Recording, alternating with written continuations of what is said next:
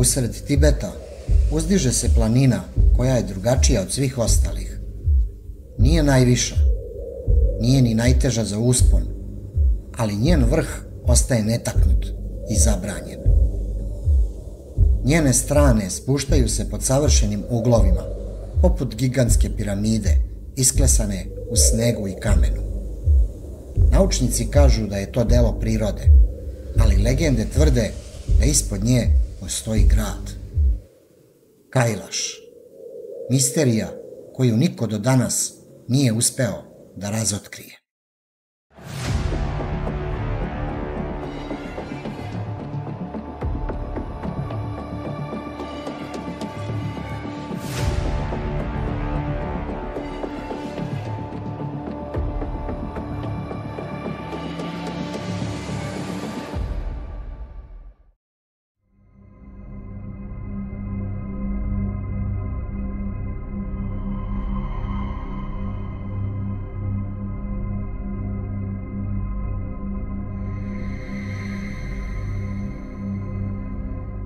Na svetu postoji mnogo planina. Neke su davno osvojene, druge čekaju hrabre penjače. Ali postoji samo jedna koja ostaje nedodirljiva. Planina koju niko nikada nije smeo da osvoji. To je Kailaš. Visoka 6638 metara. Nalazi se u srcu Tibeta. Nije najviša planina na svetu. Nije ni tehnički najteža za uspon, a ipak njen vrh ostaje netaknut. Zašto? Odgovor je složen i vodi nas kroz vekove mitova, religija i legendi, ali i kroz naučna objašnjenja, geološke teorije i zabrane koje izazivaju sumnju. Kailaš je od davnina sveto mesto. U hinduizmu se veruje da je to dom boga Šive. U budizmu predstavlja centar sveta, osovinu univerzuma. Džainisti ga vide kao simbol oslobođenja, a u starim tibetskim verovanjima planina je povezana sa moćnim duhovima. 4 velike religije i milioni ljudi širom sveta slažu se u jednom. Kailaš je planina koju ne treba dirati. Ali to je samo deo priče, jer pored religijskih uverenja postoje i misterije koje nauka ne može lako da objasni.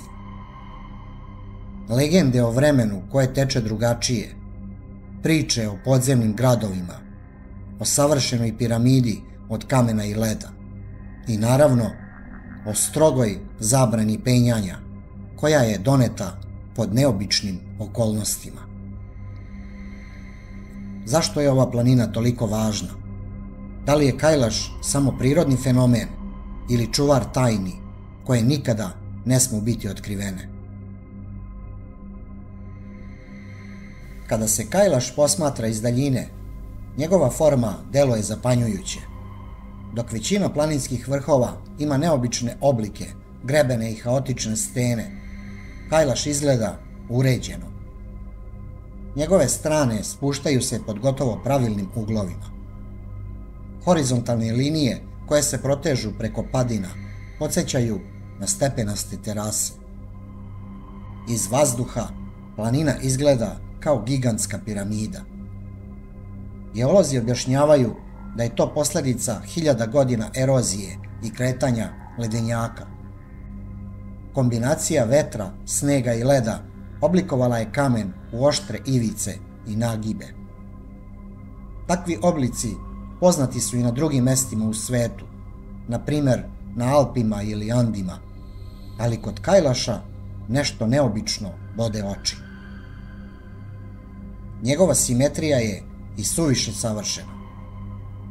Kada se satelitski snimci uporede sa egipatskim piramidama u Gizi ili meksičkim piramidama Maja, oblik je zapanjujuće sličan. Da li je moguće da je priroda sama stvorila ovako pravilne geometrijske linije? Ili je Kailaš u stvari najstarija građevina na planeti, podignuta u davnim vremenima? Oni koji veruju u ovu teoriju kažu da su terase na padinama ostaci stepenastih građevinskih slojeva. Ako bi to bilo tačno, onda bi Kailaš mogao da bude ne samo planina, već i kolosalna piramida, veća od svega što poznajemo. Naravno, za sada nema dokaza da je planina ljudskog porekla, ali geometrijska pravilnost ostaje zagonetka i to je tek prvi sloj misterije, jer neobični oblici su samo ono što se vidi spolja. Mnogo veće pitanje krije se unutra. Jedna od najbizarnijih priča o Kailašu odnosi se na vreme. Prema legendi, hodočasnici koji su obišli planinu tvrde da su po povratku otkrili da je u svetu oko njih prošlo mnogo više vremena nego što su oni doživeli. Neki zapisi govore o tome da su ljudi koji su za nekoliko dana završili obred oko Kailaša po povratku pronašli svoje porodice ostarele za nekoliko godina. Da li je to moguće?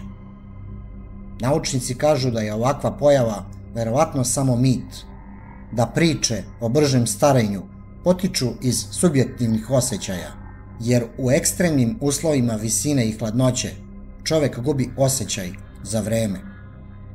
Pored toga, na visini iznad 4000 metara često se javlja dezorijentacija, gubitak daha i halucinacije. Ali bez obzira na objašnjenje, priče ostaju. Prenose se vekovima i uvek su iste. Vreme na Kailašu ne teče kao svuda. Osim toga, hodočasnici i istraživači govore o osjećaju snažne energije u blizini planine. Kompasi navodno prestaju da rade, a električni uređaji ponašaju se čudno. Nauka to objašnjava mogućim magnetnim anomalijama u stenama, ali za one koji veruju u mistiku, to je znak da Kailaš emituje silu koju ne razumemo.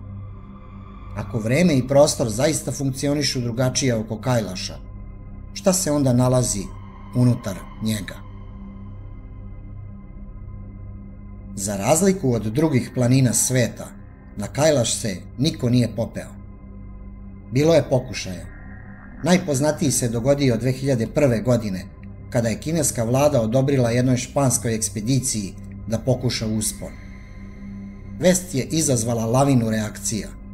Verske zajednice i hodočasnici širom Azije pobunili su se. Protesti su stigli i do međunarodne javnosti. Poznati alpinista Reinhold Messner upozorio je da bi osvajanje Kailaša značilo osvojiti nešto u ljudskim dušama i odbio je da učestvuje. Njegove reči odjeknule su kao opomena. Pod pritiskom kineske vlasti su povukle dozvolu. Od tada penjanje je strogo zabranjeno.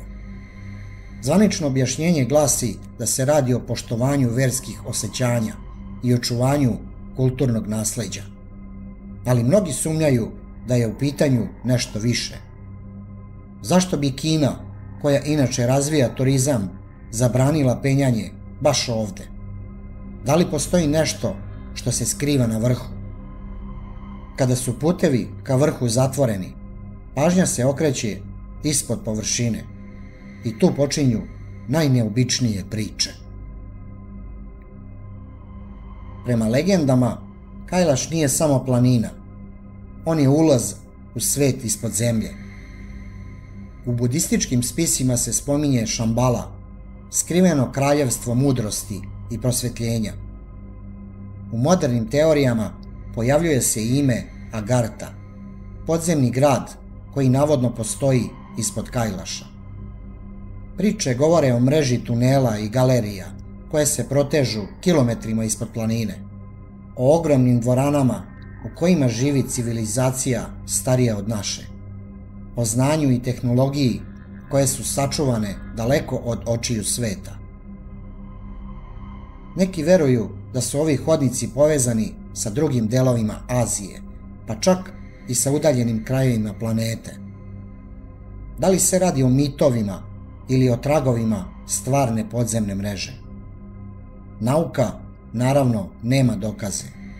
Nikakva arheološka iskopavanja nisu sprovedena, jer je područje zabranjeno i nepristupačno. Ali u nedostatku istraživanja legende opstaju.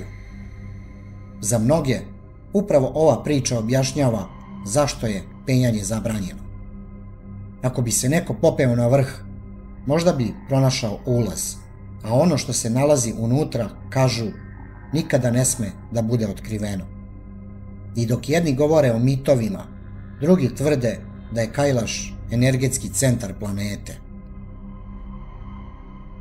Geolozi imaju svoja objašnjenja. Piramidalni oblik je rezultat erozije. Priče o vremenu koje teče drugačije u stvari je posljedica visinske bolesti. Svetlost i anomalije u stvari su refleksija sunca i prirodna magnetna polja. Sve to može biti tačno, ali mistici veruju da nauka ne može da objasni ono što se ne uklapa u poznate zakone. Za njih Kailaš je osovina sveta, tačka u kojoj se povezuju nebesa, zemlja i podzemni svet. Energetski centar planete, mesto gde se prepliću dimenzije. Da li je istina na strani geologije ili na strani legendi? Na to pitanje nema odgovora, ali jedno je sigurno. Kailaš ostaje mesto gde se granice između nauke i mitologije brišu. Na kraju ostaje pitanje, šta je Kailaš? Za jedne to je samo prirodna planina, oblikovana vetrom i ledom. Za druge, najstarija piramida na svetu. Za treće, ulaz u podzemni grad ili prolaz ka drugim dimenzijama. Ali jedno je neosporno, Kailaš i dalje stoji netaknut. Njegov vrh ostaje belina na mapi osvajanja. Možda je moguće popeti se, ali da li bi to trebalo pokušati? Možda postoje mesta koja moraju ostati netaknuta. Možda je tišina ove planine njena najveća tajna. Kailaš i dalje ćuti. Šta vi mislite? Da li je Kailaš samo prirodna planina ili čuvar tajni koje nikada ne smemo da otkrijemo? Napišite mi vaše mišljenje u komentaru, a do sljedeće priče, pozdrav!